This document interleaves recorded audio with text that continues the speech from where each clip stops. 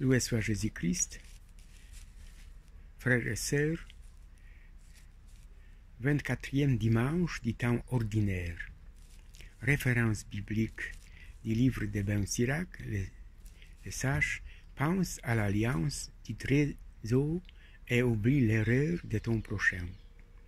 Somme 102, il te couronne d'amour et de tendresse. Lettre de Saint Paul aux Romains, aucun d'entre nous ne vit pour soi-même, nous appartenons au Seigneur. Évangile selon Saint Matthieu, comme moi-même j'ai eu pitié de toi.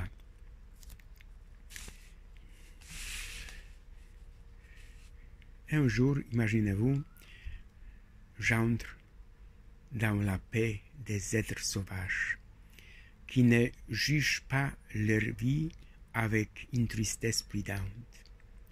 Et je sens au-dessus de moi les étoiles, avec les jours retardant leur lumière. Pendant ce temps, je repose dans la grâce du monde et je suis libre. Quand le désespoir du monde est rendu en moi et que je ne réveille la nuit au moindre bruit, craignant ce que pourrait être ma vie et celle de mes chrétiens, je sors et m'allonge là où le dragon de bois repose dans sa beauté sur l'eau et les grands hérons qui l'y nourrit. C'est ma art du quotidien. J'entre dans la paix des êtres sauvages pour raconter une histoire. C'est comme fouiller dans un grenier rempli de blé et en retirer une poignée. Il y a toujours plus à dire qu'on ne peut en dire. Je aussi voudrais dire, vous posez des questions qui n'ont pas de réponse. Investissez dans les millénaires, plantez des séquoias.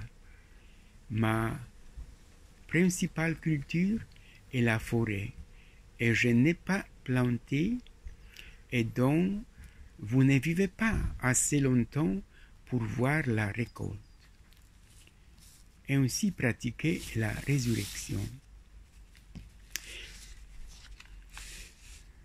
Les lectures que l'Église nous propose d'aujourd'hui pour accompagner la parabole des deux débiteurs nous entraînent une fois de plus au cœur du mystère de notre relation spirituelle et quotidienne avec Dieu d'amour.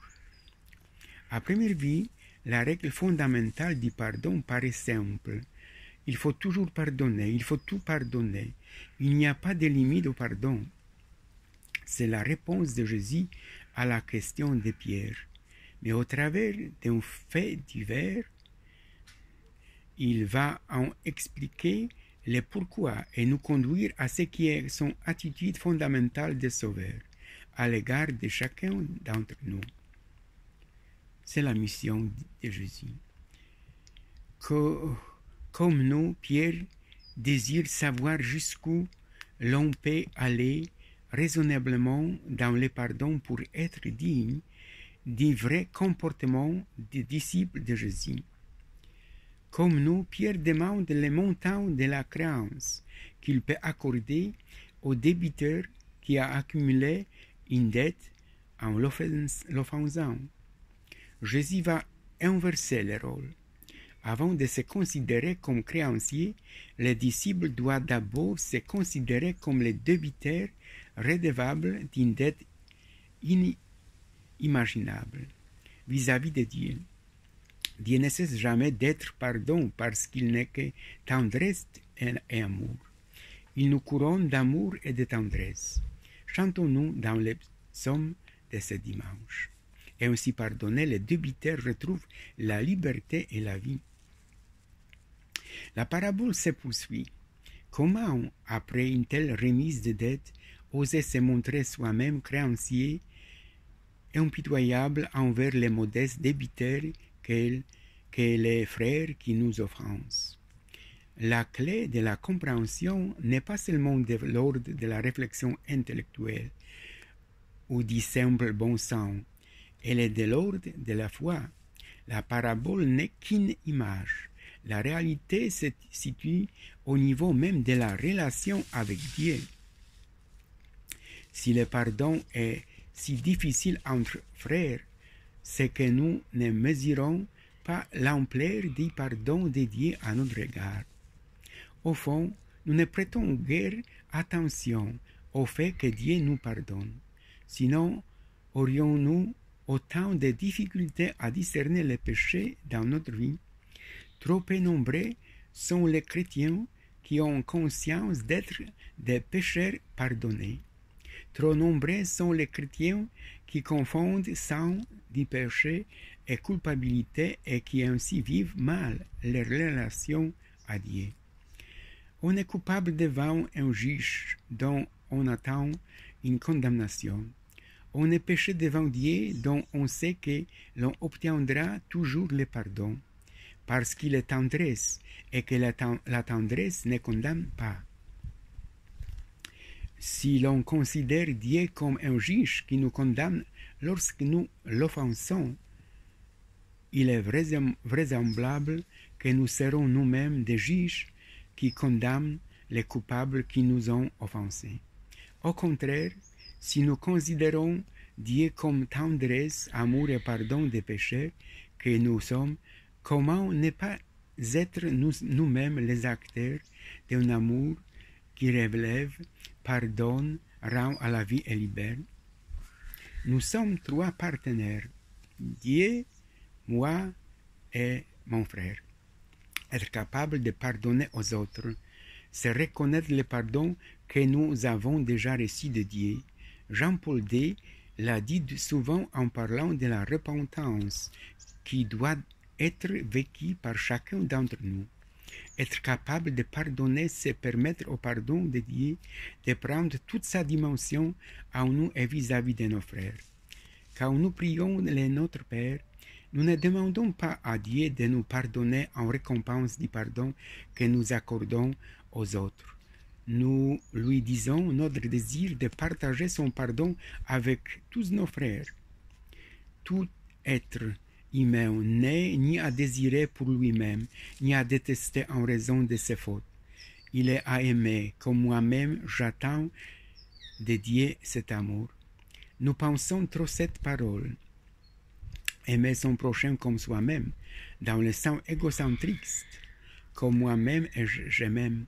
Il nous fait l'entendre tout autrement et dans un sens d'humilité. Aimer mon prochain comme il est, dans la même façon dont je suis moi-même aimé de Dieu. Je ne puis juger les apparences. Les paraître trahit la vérité, c'est reconnaître soi-même débiteur devant lui comme il l'est devant moi. Jésus parle bien des débiteurs. Ce que j'attends de l'autre pour moi, l'autre l'attend de moi pour lui. Ce que je découvre en lui des pauvretés, des faiblesses, mais aussi des richesses, je dois les découvrir en moi et l'assumer qui suis tout aussi faible et doit tout de la richesse de Dieu. Je ne suis jamais seul avec mon frère. Dieu est notre Père commun. Mon frère est avec Dieu. C'est pourquoi le Christ souligne que les deux premiers commandements ne font qu'un. Nous sommes toujours trois partenaires dans l'amour et le pardon. Dieu, mon frère et moi, comme j'en parlais. Nul ne peut vivre en autarcie personnelle. Je dois prendre une conscience active de cela, lié que nous sommes par Dieu et en Dieu. Aucun de nous ne vit pour soi-même. Nous, dit Saint Paul, nous appartenons au Christ et je ne puis m'arroger son pouvoir sur mon frère. Puisque nous partageons ensemble cet amour que Dieu nous porte, je ne puis que le traduire dans mon attitude l'un envers l'autre. On pourrait appeler cela le réalisme de la vie spirituelle. C'est une alliance, une appartenance. En réalisant le texte de Ben Sirac, la démarche du sage de la Bible éclaire notre réflexion et notre méditation. Pense au paix que tu es, pense à ton sort final, pense à ton déclin. En regard de cela, considère la fidélité de Dieu qui, dans son alliance, jamais ne se dément. Toi-même demeure fidèle au commandement.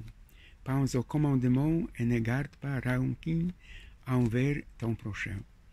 Bien plus, pense à l'alliance du trésor, c'est-à-dire à ce qui s'est réalisé en lui et toi au jour de l'alliance. N'oublie aucun de ces bienfaits, ajoute le psaume. Il n'agit pas envers nous selon nos fautes. Saint Paul le rappelle aux Romains et souligne une réalité que nous ne percevons pas toujours. Dans notre vie, comme dans notre mort, nous appartenons au Seigneur. C'est pourquoi aucun d'entre nous ne peut vivre pour soi-même, tourné vers soi seulement. Nous vivons pour le Seigneur, nous mourons pour le Seigneur. Le Christ est le Seigneur des vivants et des morts. Cette intime communion qui est la nôtre dans le Christ, par la grâce que nous avons reçue et qui est en nous, ne peut rester sans nous influencer dans notre manière d'être et de vivre. La prière après la communion qui clôt la liturgie eucharistique de ce dimanche mérite d'être prononcée lentement afin que chaque terme, chaque perle de cet écrin prenne toute sa valeur et tout son éclat. Aucun des mots n'est inutile. Chacun d'eux exprime et signifie la réalité de notre être qui est esprit et corps, la réalité de la bonté de Dieu, la réalité de comment vivre en sachant ne pas être une girouette de sentiments, mais un accueil de la grâce qui nous est si en chaque instant. Ainsi, pratiquer la résurrection, comme j'en parlais, j'entre dans la paix des êtres sauvages qui ne jugent pas leur vie avec une tristesse prudente, mais avec gaieté du ciel. Voilà, nous prions ensemble que la grâce de cette communion, Seigneur, saisisse nos esprits et nos corps, afin que son influence, et non pas notre sentiment, domine toujours en nous. Loué soit Jésus-Christ.